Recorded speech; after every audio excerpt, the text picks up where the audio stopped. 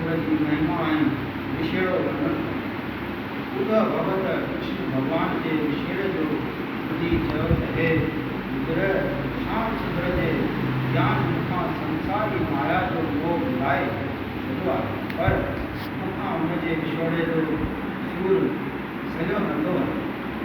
जो तोखे ॿुधणो हुजे त मैत्री ऋषिश्वर खां ॿुधिजे, जो हुन वक़्तु उते आयो ऐं जल्द ई हिते ईंदो तॾहिं आनंद कंद मुरली मुकंद अंतर ध्यान करण जे इरादो कयो, तॾहिं मैत्री ऋषिश्वर प्रभात क्षेत्र में वञी भॻवान खे दंडवत कयो।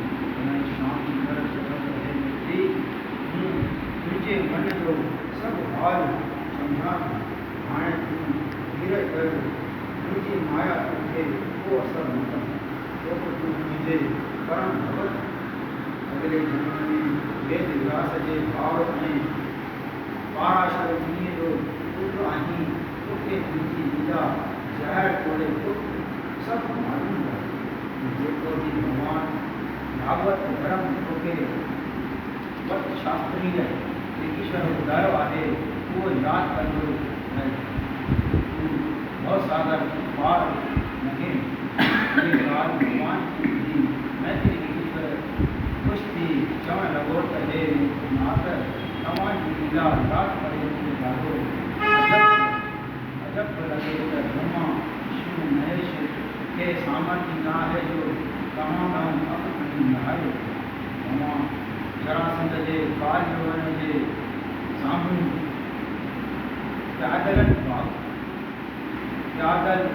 पैदल भॻा हुआ। तव्हांजे भेद खे कोई ॼाणी न सघे। अहिड़ीअ तरह मैत्री भॻवान जी करे खां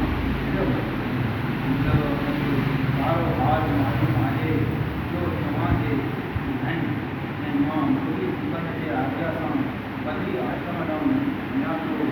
उते वञी पंहिंजे थोरो सुधी, जेकॾहिं तव्हां ॾिसो त ज्ञानी अखियुनि में पाणी आणे घुमंदा थींदा आहिनि, उनजो सबबु हीअ आहे त भॻवान जे विछोड़ जे दुख खां हिकिड़ो पल बि नथो इन ज्ञान जे प्रताप सां मां अञा ताईं जीअरो आहियां। न त शाम सुंदर जो पूरा करण वक़्तु मुंहिंजो प्राण निकिरी वञे। शाम सुंदर महाभारत जी भारी युद्ध मचाए भीष्म, द्रोणाचार्य ऐं कृपाचार्य जहिड़नि हर भक्तनि हुते बि 18 खून नाश करे पृथ्वीअ जो बार आयो हो।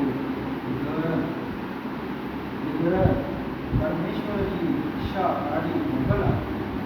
कथा ॿुधाए ईश्वरो जे मंच परमेश्वर जे कथा ऐं कीर्तन में दुख वारे दुख वाहनि था, पंहिंजे घणनि जन्मनि जा पाप अखियुनि जे रस्ते हली वञनि।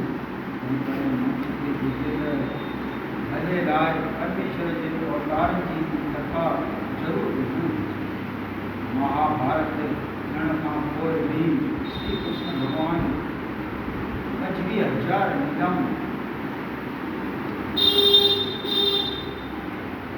25 वरिया लीलाऊं कंदो रहियो ऐं राजा युधिष्ठिर खां 2 दफ़ा यज्ञ कराए